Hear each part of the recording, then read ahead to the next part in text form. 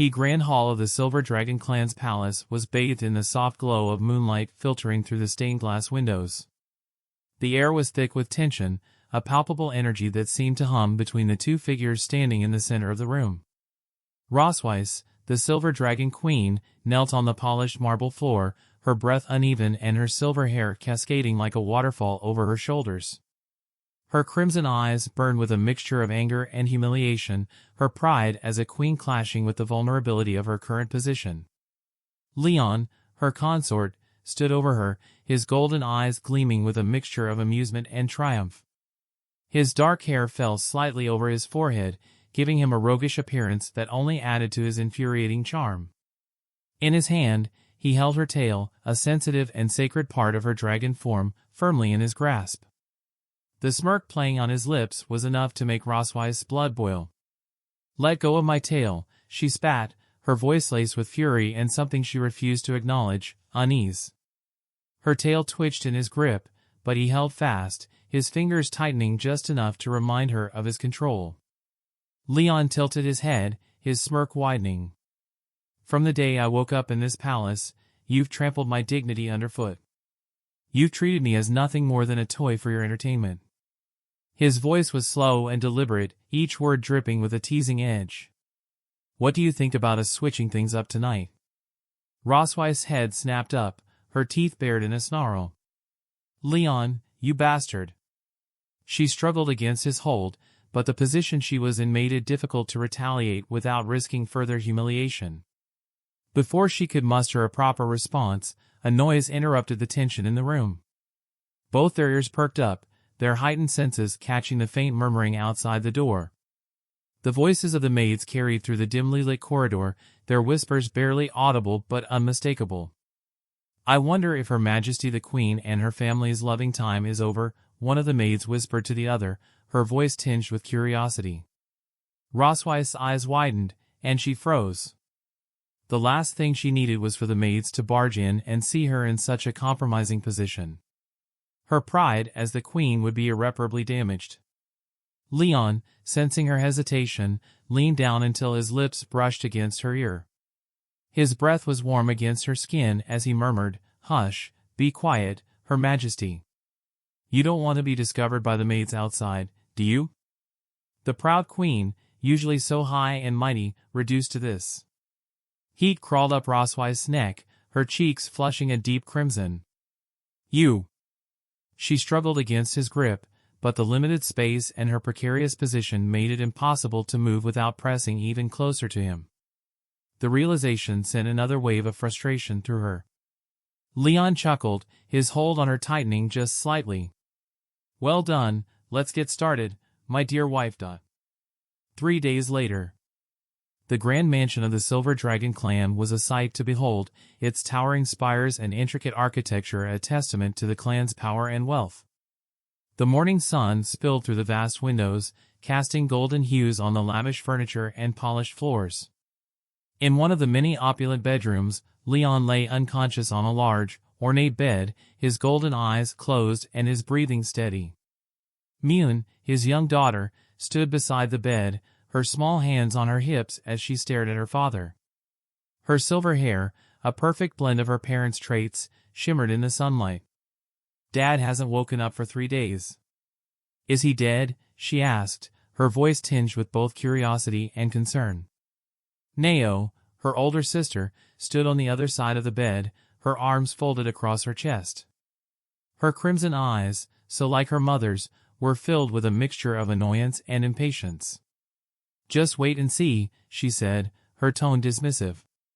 Without hesitation, Nao delivered a swift kick to Leon's face. Leon groaned, his eyes still closed. "It hurts so much." Nao huffed. "He's not dead yet." Myun clapped her hands in delight. "Mom, Dad is awake again." Leon groaned as he sat up, his muscles protesting the movement. His golden eyes blinked open, and he winced as the sunlight hit his face. "When did I faint?" he muttered, his voice hoarse. Rosweiss, standing before a large mirror and adjusting her silver hair, didn't bother looking at him. Her crimson eyes met his reflection in the mirror, and a small, knowing smile played on her lips. "Do you need me to help you recall?" she asked, her voice dripping with sarcasm. As flashes of the past few nights returned to him, Leon paled. He remembered the overwhelming force of Roswei's strength, how she had completely dominated him after that night. His dragon pattern, a source of immense power, had been rendered useless against her. Her claws had struck him so hard that he had nearly passed out multiple times.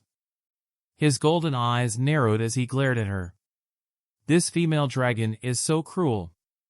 If I were an ordinary person, I would have died several times under her claws." Yet, as he observed her closely, his mind betrayed him.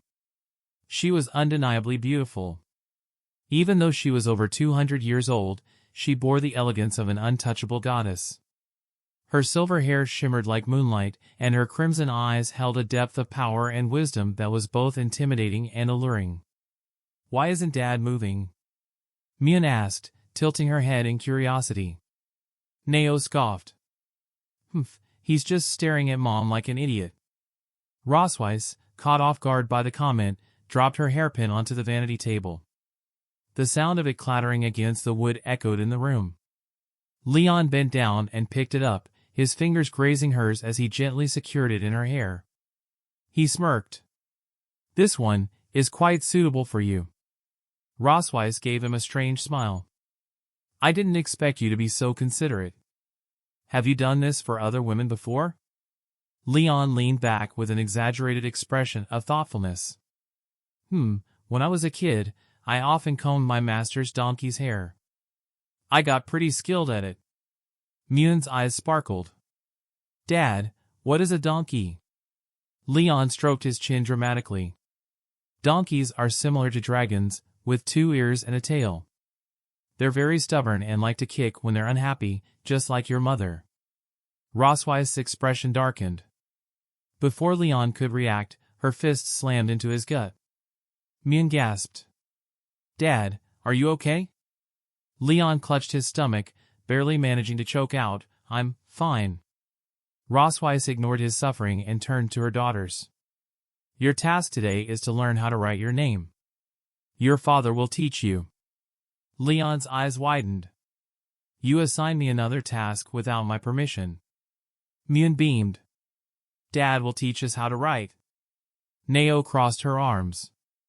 "I can already write." Despite her protest, Mian dragged her along. "Sister, let's go to the study room to find a pen with nice colors."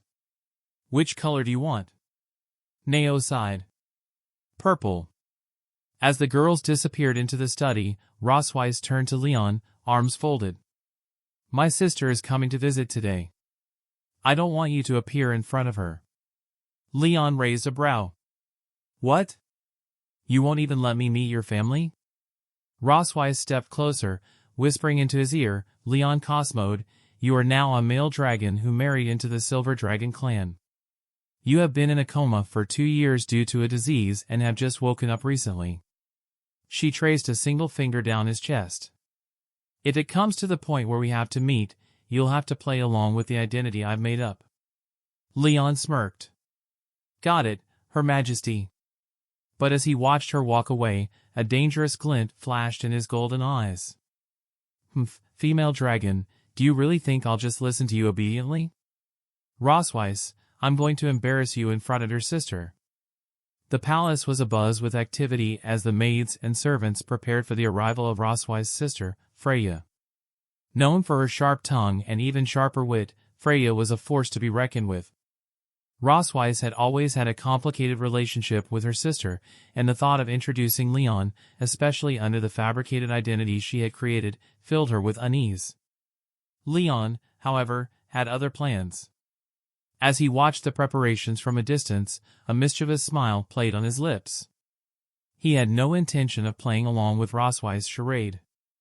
If anything, he was looking forward to turning the tables on her.